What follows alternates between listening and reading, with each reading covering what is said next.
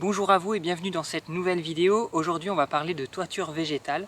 Alors vous avez sûrement vu différents exemples de toits végétaux autour de vous. C'est très courant dans les pays du Nord depuis des décennies et puis c'est en cours de développement chez nous en France. Personnellement, c'est une technique que j'aime bien utiliser dans mes projets, parfois de manière ponctuelle associée avec une toiture plus traditionnelle, parce que je trouve que ça permet de faire de beaux projets. Et puis en plus de ça, il y a plusieurs raisons écologiques qui font que je trouve que c'est intéressant. Donc c'est ce qu'on va voir dans cette vidéo, les 4 avantages d'une toiture terrasse végétale. Et puis je terminerai avec une idée reçue qu'on entend souvent au sujet du toit végétal, qui pourtant est fausse, qui est avancée comme un argument écologique supplémentaire, mais je vous expliquerai tout ça à la fin de cette vidéo. Donc premier avantage, le toit végétal permet de stocker de l'eau de pluie. Alors c'est vrai, en fait, un toit végétal c'est constitué d'une couche de substrat ou de terre sur laquelle on va faire pousser de l'herbe. Et donc cette couche de terre ou de substrat, elle va stocker de l'eau, un peu au même titre que le gazon, que les espaces extérieurs en fait. La terre va s'imbiber d'eau, donc on va avoir un stockage d'un certain volume. Alors maintenant, pourquoi c'est un avantage? Parce qu'en fait, aujourd'hui, à force d'avoir construit des bâtiments, on s'aperçoit qu'au niveau des réseaux publics, on est très vite surchargé en cas d'orage. Et donc, la politique des mairies, maintenant, de plus en plus, c'est de dire, ok, vous construisez quelque chose de nouveau, et il va falloir que l'eau de pluie récupérée par cette construction soit gérée sur la parcelle et qu'on n'aggrave pas, entre guillemets, la situation au niveau du réseau public. Donc le toit végétal en lui-même participe déjà à cette rétention d'eau pluviale. Et pour la petite histoire, c'est notamment grâce à cette capacité de rétention qu'ont les toits terrasses que maintenant les mairies, les règlements d'urbanisme s'ouvrent de plus en plus à la possibilité de faire des toits plats, puisque jusqu'à maintenant on était très souvent dans des logiques de toiture traditionnelle avec des pentes, et grâce à cette capacité de rétention, on autorise maintenant les toits plats à condition qu'ils soient végétalisés. En tout cas, je le vois dans beaucoup de communes aux alentours de Saint-Étienne. Deuxième avantage, la toiture végétale permet de garder la fraîcheur l'été. Pour moi, c'est l'avantage le plus important dans cette technique-là. Alors pourquoi on garde la fraîcheur plus avec un toit végétal? Si vous regardez les types de couverture classiques comme la tuile, l'ardoise, le zinc ou même d'autres matériaux, c'est des matériaux qui sous l'effet du soleil vont l'été vont vraiment monter en température au point d'être même brûlants.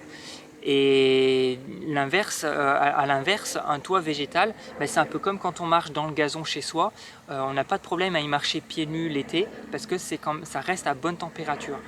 C'est dû notamment au fait que la végétation entretient autour d'elle un microclimat un petit peu plus frais. C'est le système de l'évapotranspiration. Enfin, bref, en transpirant, il y a un microclimat frais qui se crée autour. Et puis en plus, la végétation du toit va faire un petit ombrage sur la terre.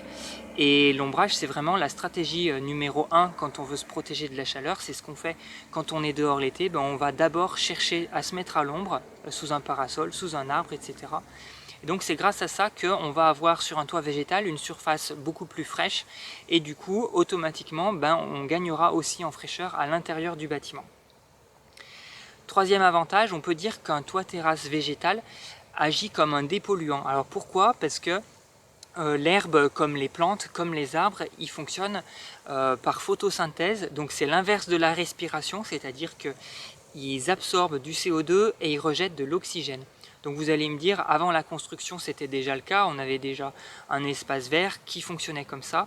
Oui, et en fait c'est là tout l'intérêt de l'opération, c'est que finalement cette verdure qu'on a au sol, on va la retrouver sur le toit, ce qui fait qu'on sera grosso modo à peu près neutre sur cette opération, quoi, du point de vue du système CO2 oxygène.